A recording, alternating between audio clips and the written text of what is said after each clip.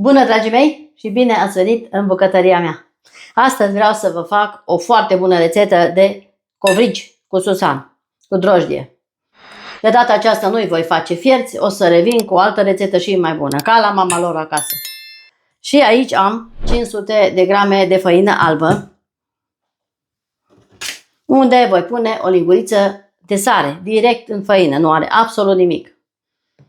Bineînțeles că trebuie să o amestecăm foarte bine cu făina. Am amestecat, dau deoparte. Într-un bol mai mare o să pun 8 grame de drojdie proaspătă sau jumătate de pachet de drojdie uscată, o linguriță de zahăr, amestec puțin și voi pune 100 de lapte călduț.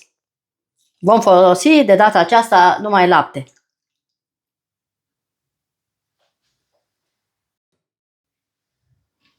Acum amestec până se dizolvă cât de cât zahărul și drojdia. Lista ingredientelor o să o găsiți în descrierea filmului pentru tot ceea ce am folosit. Mai am nevoie de un gălbenuș de ou, de 100 de grame de unt la temperatura camerei, de albuș pentru uns la sfârșit, de susan și de mac. Fiecare ornează cu ce îi place.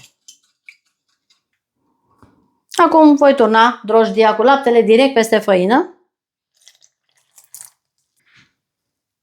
O să pun și gălbenușul. Iar acum încep să frământ cu mâna curată, foarte bine spălată, până obțin un aluat.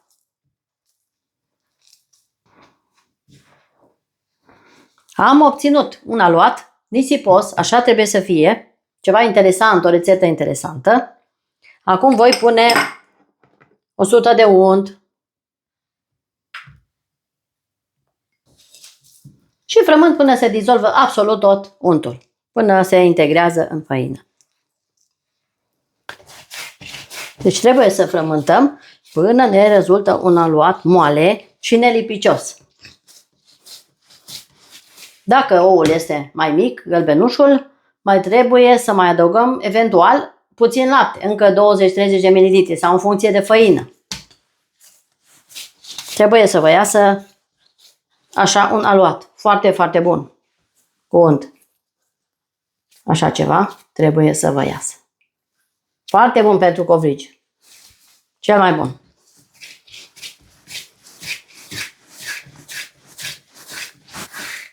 Moale și nelipicios. Acum îl voi pune în bol. Foarte puțină făină, un praf de făină.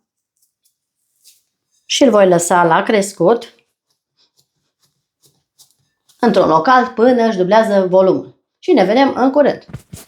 Dragii mei, aluatul a crescut. Așa arată. Acum îl voi scoate din bol. Este extrem de moale și de bun acest aluat. Foarte, foarte fain.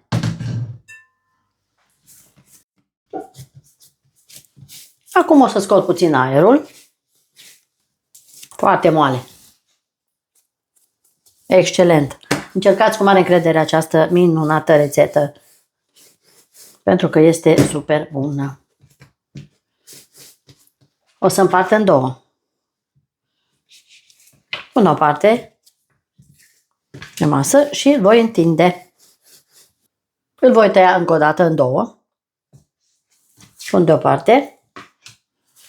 Și această bucată o să o întind din nou. Am pregătit și o tavă cu hârtie de copt. Va trebui să-l întind cam de grosimea unui deget, aproximativ.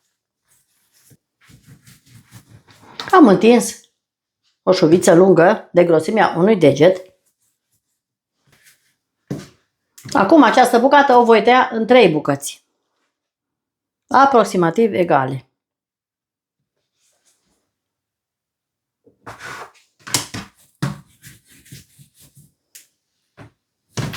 Voi lua fiecare bucată în parte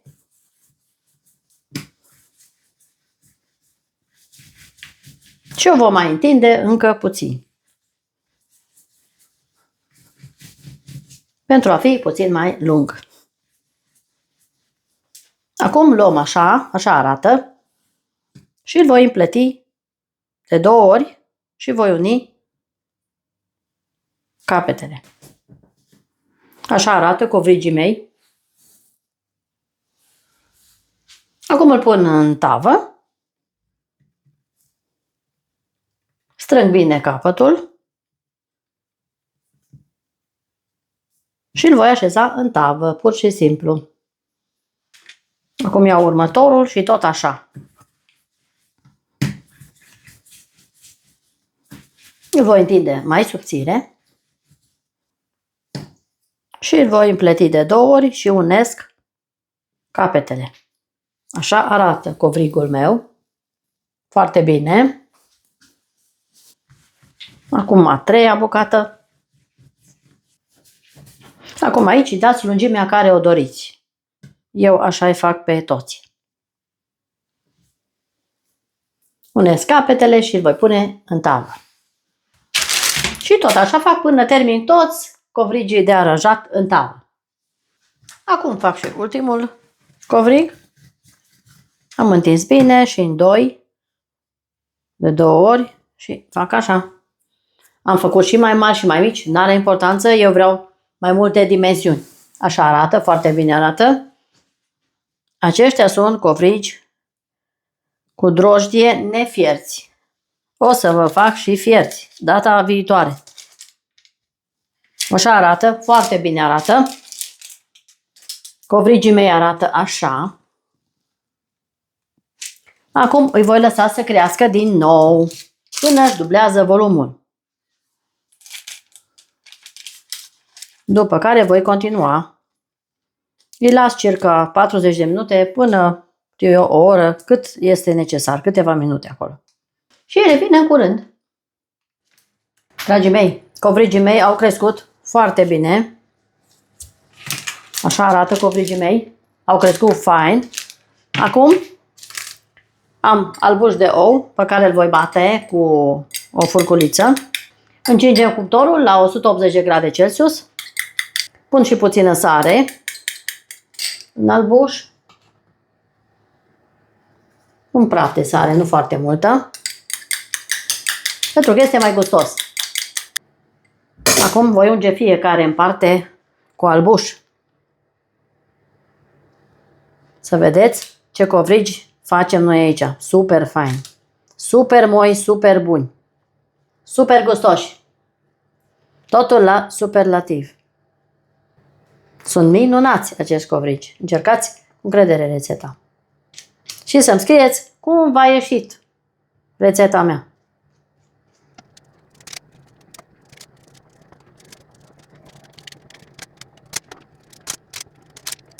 Am uns cu albuș, acum voi pune susan alb sau puneți ce vă place.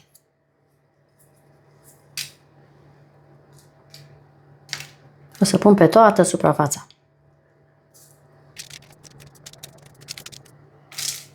Și o să mâncați cei mai buni covrigi la voi acasă, fără să mai cumpărați.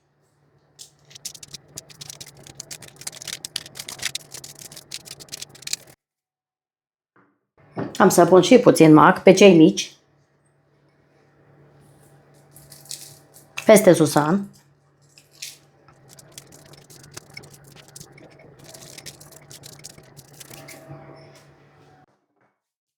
Am terminat și arată extraordinar de frumos. Acum îi voi pune la cuptor și o să revin imediat și cu produsul finit. Pe curând! Dragii mei, covrigii mei s-au copt, arată foarte, foarte bine. O să vă arăt și de aproape unul. Sunt extraordinari. S-au copt foarte bine.